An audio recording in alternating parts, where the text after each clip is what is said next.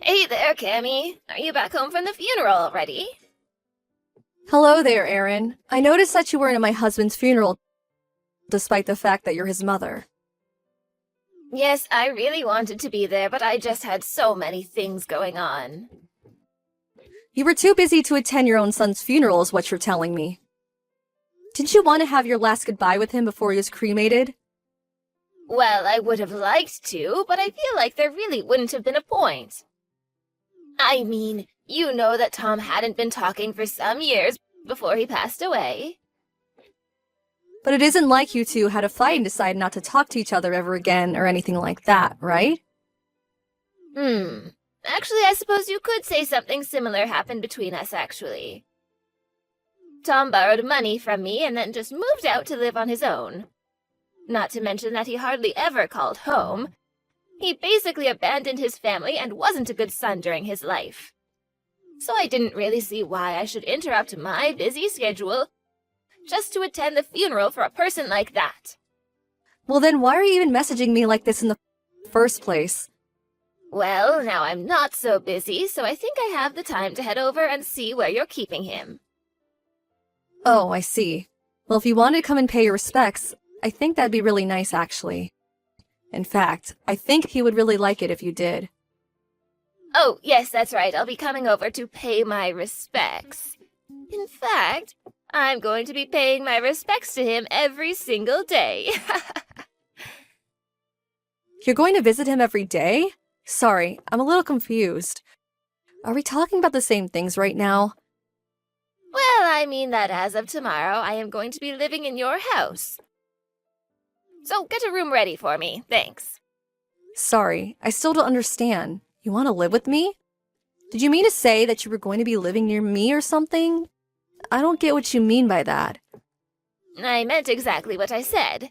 I'm going to be moving into your house, and you and I are going to be living there together. So you're really going to move here? But who are all you bringing with you? Oh, not many people, just me, my husband, and our daughter. That is to say, your sister-in-law. Hold on just a second. Why are you doing all this? I don't understand. Well, the house that you're living in right now belonged to Tom, didn't it? So, as his closest blood relatives, we should have a right to live in that house too. There are plenty of mixed-generation houses who a couple takes in one set of parents to live with. I heard of that happening, but you have a house. Why do you need to move into mine? I mean, why would you put yourself through all this just to share a living space with me? Well, we actually don't have another house since we sold our old place. You're not serious, are you? You sold your family home? You do know that it was my grandfather who built that house, don't you? And that explains why it's rotting and falling apart now. It's not fit for a family to live in. There's leaking when it rains, and the foundations of the house are starting to rot, which is making the house start to slant. Normally a house like that would never even sell on the market, but we had a family friend willing to buy it for a discounted price. The timing couldn't have been better, though. So then you really sold your house when you could have just hired someone to repair it. Repair it? In the state it was in, it would have been cheaper to just buy a new house. We had repair costs for everything wrong with our house quoted at around $200,000. So we just thought that it would be easier to sell it and move into a new place. That is to say, your place. That way it wouldn't cost us anything. I suppose you have a point there. But even so, this is all happening a bit too suddenly for me. Well, I am so sorry about that. We just decided to move in with you the other day, you see. I understand that, but you didn't talk to me about this once before now. Well, that's because we decided as a family. So anyways, we're going to be arriving tomorrow in the evening, okay? So the least you could do is clean up around the house a little and try to make it look presentable. Can we just slow down for 1 second? I mean, there's a way to change your mind about this at all? That's right. We've made our decision and we don't intend on changing it. Besides, you are just Tom's wife. You don't have an actual right to tell us what we can and can't do now that he's gone. But I'm going to be away at work around the time that you're going to be coming over. I work in the evening. Well, then just leave a spare key for the house in the mailbox or something, jeez. We've already packed up our things and have been stacking boxes getting ready to load into moving vans. See you soon, Cammy. Erin, my house is a complete disaster. What did you do to it? Oh, what do you mean? We're in the unpacking stage right now. Of course things are going to be a little messy. This isn't what I'm talking about. Please do not just move my furniture and rearrange my rooms without asking me first, okay? And why were my clothes thrown all over the hallway? What is the meaning of that? We didn't have any other choice. We needed to make room for the rest of our stuff, and your things were in the way. It's that simple. If they were in the way, then the least you could have done would be to gently move them out of the way and then put them back once you're done. You even moved Tom's urn from over the fireplace. Do you really not see anything wrong with this at all? Oh, please, I just moved it off the ledge where I could have fallen. I'm sure my son's spirit will forgive me for doing so. And where are the three of you right now? Did you all step out even though the house is a total disaster now?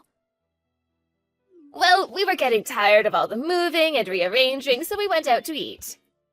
We looked up a really good Chinese spot here in town. I think we might be regular here. It's so tasty.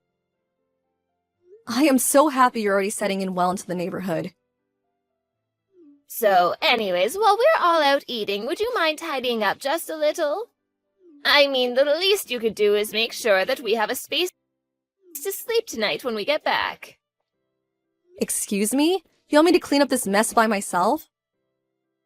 Well, yes. I mean, you're my daughter-in-law, that's your job. It's all thanks to the efforts of my late son that you're even able to live in a house like this. So the least you can do is take care of his family now that he's gone. But I just got home from work and I'm exhausted. Oh, you think you're exhausted? We've been moving things all day. If you're looking for pity from us, you've come to the wrong people. Honestly, you really have no idea just how spoiled you are. All you ever do is complain about every little thing. Can you all please finish your meals and come back? I would like some help moving the furniture back as well. You mean you can't even handle doing that on your own? I wouldn't mind so much about how spoiled you are if you would at least do some work around here. You're still young, so quit complaining. But I'm complaining about what you all did to my house. Don't you get that? And you were talking about needing to make room for all of us, but this place isn't built to house 4 people. I mean, the place only has 3 rooms. You're right about that. 4 people is a little bit cramped. I know. How about you move out, and then there should be room for all of us? You're asking me to move out of my own house? Why do you keep calling it your house? We all know that Tom was the real owner. And as his closest family, that means that what's his is ours. You have no say in any of this at all. And we are well within our rights to throw you out of the house if we so choose. What are you talking about? I'm the owner of the house. Why aren't you out of the house yet? I thought I told you to leave us alone already. My daughter wants her own room and won't quit bugging me about it. All of our problems would be over already if you would just finally leave us in peace. Please, just get out. So you really are going to try and take my own house away from me then? Oh, please don't be so dramatic. It isn't nearly that bad. I already told you that we have the right to evict you since this house used to belong to my son. You don't have any room to argue. And you really want the house so badly that you're willing to do something like this to get it? It isn't about what we want. It's the fact that we have a legal claim to this house since it belonged to Tom.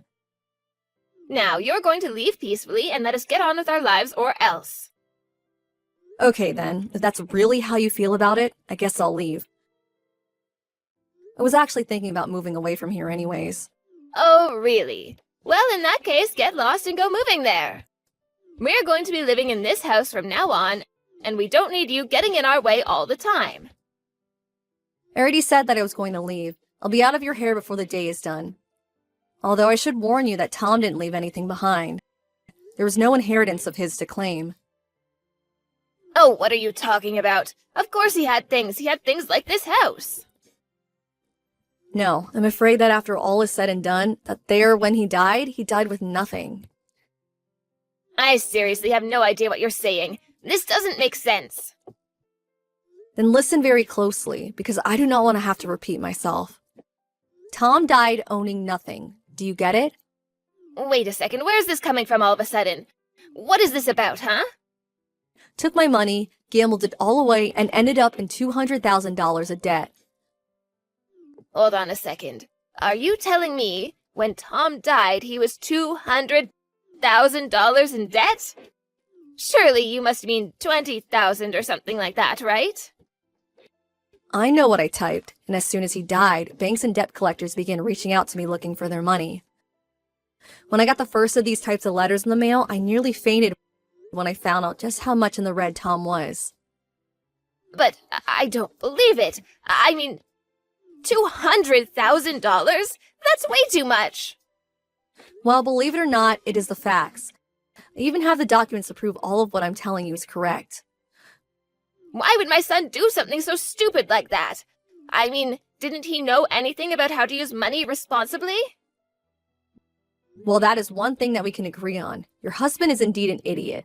Not only that, he was a lazy, no-good, horrible person who buried himself in debt before dying. And now that he's gone, it's his family that is left to clean up his mess. I see. I had no idea about any of this. But as his wife, you would be the one responsible for all of the debt now. I mean, you said the collectors were trying to get in contact with you, right? Are you sure that I'm responsible for that? You see, the other day, I submitted my own nullification to inherit anything from Tom. So you remove yourself from his will entirely? That's right. So in other words, I'm not carrying any of his dead weight around with me. And while that means that I get nothing from the will, it also means that I don't inherit any of the debt. But then, who is going to end up taking all of that? Well, I believe he did specify the three of you as his heirs as well, right? You can get the house, but it also means that you're going to take on the debt. Well, we want the house, but not all that debt. Can't we just get the house and call it even? I'm afraid that is not how it works. If you want to inherit the house, you have to inherit the debt. Oh, but we're talking about $200,000 here. That's right. Well, actually, to be accurate, I think it's actually more like $2,100, $6,500. But that's even more than $200,000. Sorry, I was doing a little bit of rounding before. There is no way that we're able to afford something like that. Oh, come on. I'm sure that this is the three of you combine your efforts that you could pay that off in no time. I mean, you are three capable adults. Surely you can handle that, right? Besides, this is something that you can remember your son through. I know you can pay it off if you try. What happened to your old jobs that you all had were working before? We had to quit those so that we could move all the way out here. Besides, it wasn't exactly as if all three of us had what you would call careers anyways. So there's just no way that we're going to be able to pay back an amount like that. I see. But what about the money that you got from selling your old house? Surely that must still be around, right? No, we had to use all of that money to pay for the moving expenses to get to your house. Wow, it must not have been all that much money then. But I guess you did say that you had to sell your house for cheap. I don't need to hear that kind of thing from you. Why didn't you ever mention any of this before to us? I just told you right now. What are you talking about? This wouldn't have even been a problem for you all if you hadn't just decided amongst yourself to move here. When I realized the types of people I was going to be dealing with, I knew it was going to be more simple to just remove myself from the process entirely. The bottom line is that the debt comes with this house and there is no escaping it. The story has to be a little bit more complicated than that. I mean, if we lose this house, where are we going to live? We don't even have enough money to put yourself in a hotel for very long. And another house is totally out of the question. Yeah. Well, you might want to take the camping things out of the garage and find a nice bridge to set up shop under. Although I think he hasn't touched the tent since it got torn up in a hailstorm. But a house is a house, right? How can you talk to us so casually about this? Aren't we all family here? Besides, it's the middle of winter. Yeah, I know. Feel free to take some of the winter clothes we have in the closet, too. You'll need them. Of course we're going to need them. We'll freeze to death without them. Hold on a second. Don't you have a car? Why not just bring a bunch of blankets in there and sleep that way? You mean that cramped little sports car? How are 3 fully grown adults supposed to be able to sleep in that? We'll all have to curl up in little balls. That sounds miserable. I see. Well, at least you have the car. Why not sell it and try to move back into your old house? Sure, it's falling apart and slanted, but it's better than nothing. We can't. The person that we sold it to said they were going to tear it down. There won't be anywhere for us to go back to. Even if we tried squatting there before the demolition team showed up, we could get in even more financial trouble if we get caught. Take on $200,000 in debt, or live with 2 other people in a tiny car? That's like one of those icebreaker questions asked at a party or something. This isn't a joke. It's our lives that we're talking about. Well, either way, you're going to have to make the choice. You're going to have to make a choice. I imagine that you're going to choose not to take on the debt, though. Either way, you have to choose quickly. How could our son do this to us? That stupid boy. What was he thinking? Aaron, that's the sanest thing you've said all day. Cammy, are you there? I have a little favor to ask of you. Is there any way that I could get you to help us out just a little? Well, it's been a while since I've last heard from you. How have things been going? Please, we desperately need money. We can't keep going on like this. Oh my. Well, where are you all right now, and what are you all doing? We're still living in the house. This damned house our stupid son left us. So then you chose to take on all that debt? We didn't have any other choice. We wanted to leave it first, but we couldn't. Huh? Well, what is that? What brought you back to live there? After the first week of trying to live and sleep in that car, we were all so sore and uncomfortable. My husband can barely even move now. Oh my, I suppose spending that much time in such a cramped space really can't be good when your joints are that old. It's like you're living in an airline seat or something. Well, anyways, that's why we had to go back to the house. We just couldn't stand to live like that anymore. And it sounds like the choice has been made for you. We even tried to camp outside a little, but it was so freezing cold we couldn't do it. It was either take on the debt or destroy our bodies. We thought about selling the house and putting it towards paying off the debt as well, but we would have to wait until the weather improved before we could even do that. Sounds to me like you all are trapped there for a while then. Oh, and there was one thing that I forgot to tell you about the house. I'm actually not sure if you'll be able to sell it, actually. What are you talking about? Why wouldn't we be able to sell the house? Well, you probably noticed the mountain face that is basically right being behind the house, right? We are just always suffering from landslides coming down the mountain from rainy season or construction. Basically, that house just doesn't have very stable foundations and is constantly at risk of a natural disaster. You mean that mountain that I'm looking at right outside my window could come down on us at any time? Well, probably not in winter, unless it snows a whole bunch. I just wish you the best of luck in finding a buyer. Either way, you'll probably only be able to get way less than whatever you thought you originally could. Sell the house if you want. I'm just not sure how much good it will do you, really. This can't be happening. Why didn't you say anything earlier? We had no idea about any of this. You should have told us. I really don't think that you would have listened to any word that I said, even if I did say anything. Maybe so, but you could have at least tried to tell us. You didn't even say anything. Why would I put that kind of effort into warning the people trying to kick me out of my own house? Please, you have to do something to help us. I will not, and I hope that living in that house reminds you every day that you got yourself into this mess. You may think that your son is an idiot for doing what he did, and I would even agree with you, but I also strongly believe that the apple doesn't fall far from the tree. In the end, Erin and her family stayed in the house and took on the $200,000 of debt. That spring, however, the melting of all the snow on the mountain caused a huge flood that heavily damaged the house. Since they all lacked the money to pay for any kind of insurance, they had to leave their flooded home with nothing in hand. Now, they all live in a tiny apartment, doing their best working multiple jobs. As for me, I returned home to live with my parents for a while. While there, I met up with an old crush of mine and soon we were dating. He's very nice and kind and nothing like Tom was. All I want to do now is forget all about him and start my life over again.